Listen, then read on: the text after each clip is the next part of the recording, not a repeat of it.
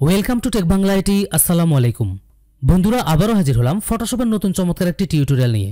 এই টিউটোরিয়ালে আমি আপনাদেরকে দেখাবো কিভাবে আপনারা যে কোনো ধরনের পুরানো ডকুমেন্ট মাত্র কয়েক সেকেন্ডের মধ্যে ফ্রেশ করে একদম নতুন ডকুমেন্টে রূপান্তর করবেন। মোট কথা হচ্ছে, আপনার ডকুমেন্টটি যতটাই পুরানো হোক না কেন অথবা যতটাই নষ্ট হোক না কেন, আপনি সেই পুরানো বা নষ্ট ডকুমেন্টটিকে মাত্র কয়েক সেকেন্ডের মধ্যে একদম ফ্রেশ করে নতুন করে ফেলতে পারবেন। তো এটি আপনারা কিভাবে করবেন সেই বিষয়টি এখন আমি আপনাদেরকে বিস্তারিত দেখাবো। তো বন্ধুরা চলুন শুরু করি। বন্ধুরা দেখতে পাচ্ছেন ফটোশপ সিসি সফটওয়্যারটি ওপেন অবস্থায় রয়েছে এবং অলরেডি আমি একটি ছবি ওপেন করে রেখেছি। দেখতে পাচ্ছেন এটি অনেক পুরানো একটি ডকুমেন্ট। এই ডকুমেন্টের কিছু কিছু অংশে অনেকটা ব্রাইট রয়েছে, আবার দেখতে পাচ্ছেন কিছু কিছু অংশে অনেক ডার্ক অবস্থায় রয়েছে। তো এখন আমি যেটা করব, মূলত এই ডকুমেন্টটিকে একদম ফ্রেশ করে ফেলবো। তো ডকুমেন্টটিকে ফ্রেশ করার জন্য আমি চলে গেলাম সিলেক্ট মেনুতে। সিলেক্ট মেনুর একটু নিচে আসলে এখান থেকে কালার রেঞ্জ অপশনে ক্লিক করলাম।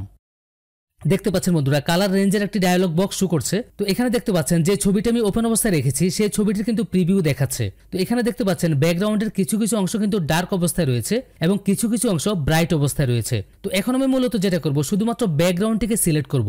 তো ব্যাকগ্রাউন্ডটিকে সিলেক্ট করার জন্য আমি যেটা করব, এখানে মিডল যে আইড্রপার টুলটি রয়েছে, অ্যাড সিম্পল টুল, আমি মিডল টুলটিতে ক্লিক করলাম। তো মিডল টুলটির মধ্যে ক্লিক করার পর এখানে যে প্রিভিউ দেখতে পাচ্ছেন কিছু কিছু অংশে ডার্ক অবস্থায় রয়েছে। তো এখানে উপরে দেখতে পাচ্ছেন একটু ডার্ক অবস্থায় রয়েছে। তো এখন আমি যেটা করব, আমাদের যে মূল ছবিটি রয়েছে, মূল ছবিটির উপরে ঠিক এখানটায় হালকা করে একটু ড্র্যাগ করে দিব। দেখতে পাচ্ছেন উপরে এখানটা কিন্তু ব্যাকগ্রাউন্ডটি অনেকটাই হোয়াইট হয়ে গিয়েছে। তো এরপর দেখতে পাচ্ছেন এখানটা একটু ডার্ক অবস্থায় রয়েছে। তো আমি ঠিক ছবিটির উপরে এখানটায় হালকা করে একটু মাউসটিকে ড্র্যাগ করে দিব। দেখতে পাচ্ছেন বন্ধুরা, উপরে এখানটাও কিন্তু ব্যাকগ্রাউন্ডটি হোয়াইট হয়ে গিয়েছে। তো এখন আমরা যদি আরেকটু নিচে আসি, ঠিক এখানটায় দেখতে পাচ্ছেন একটু ডার্ক অবস্থায় রয়েছে। তো আমি এখন যেটা করব, আমাদের ছবি ঠিক এখানটায় হালকা করে একটু মাউস ড্র্যাগ করে দিব। এরপর দেখতে পাচ্ছেন এখানটা একটু রয়েছে, আমি ঠিক ছবির এখানটা একটু ড্র্যাগ করে দিলাম এবং ঠিক এখানটাও দেখতে পাচ্ছেন ডার্ক অবস্থায় রয়েছে, আমি ঠিক এখানটা একটু মাউস ড্র্যাগ করে দিলাম। মোট কথা হচ্ছে, আপনার ছবির যে জায়গায় একটু বেশি ডার্ক অবস্থায় রয়েছে আপনি সেই জায়গাটির মধ্যে মাউস হালকা করে ড্র্যাগ করবেন, তাহলে আপনি ব্যাকগ্রাউন্ডটিকে পুরোপুরি সিলেক্ট করতে পারবেন।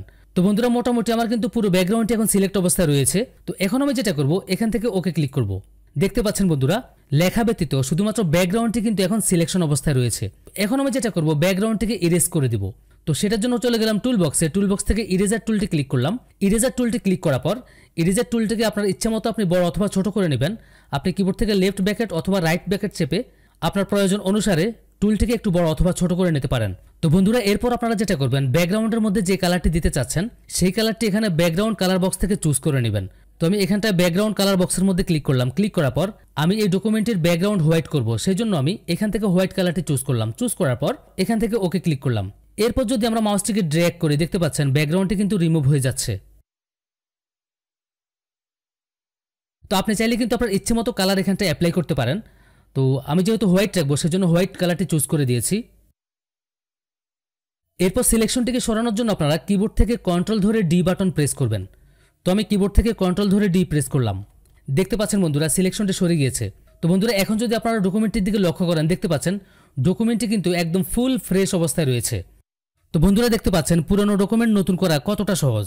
তো আপনি চাইলে কিন্তু ব্যাকগ্রাউন্ডে আপনার ইচ্ছে মতো কালার অ্যাপ্লাই করতে পারেন। তো আমি অন্য একটি কালার অ্যাপ্লাই করে আপনাদেরকে দেখাচ্ছি। তো আপনি যে কালারটি ব্যাকগ্রাউন্ডে অ্যাপ্লাই করতে চান এখান থেকে ব্যাকগ্রাউন্ড কালার বক্স থেকে সেই কালারটি চুজ করবেন। তো ধরুন আমি এই কালারটি চুজ করলাম। চুজ করার পর এখান থেকে ওকে ক্লিক করলাম। তো এরপর যদি এখান থেকে মাউসটা আমি ড্র্যাগ করি, দেখতে পাচ্ছেন পছন্দের কালারটি কিন্তু এখানে ব্যাকগ্রাউন্ডে অ্যাপ্লাই হয়ে যাচ্ছে। তো বন্ধুরা, আশা করছি ভিডিওটি আপনাদের অনেক ভালো লেগেছে। আর যদি ভালো লেগে থাকে তাহলে অবশ্যই আমার ভিডিওতে একটি লাইক করবেন, আর আপনার কোনো মতামত থাকলে সেটি কমেন্ট করে জানাবেন। তো বন্ধুরা, দেখা হবে পরবর্তীতে নতুন কোনো চমৎকার টিউটোরিয়াল নিয়ে। সে পর্যন্ত সবাই ভালো থাকুন। আল্লাহ হাফেজ।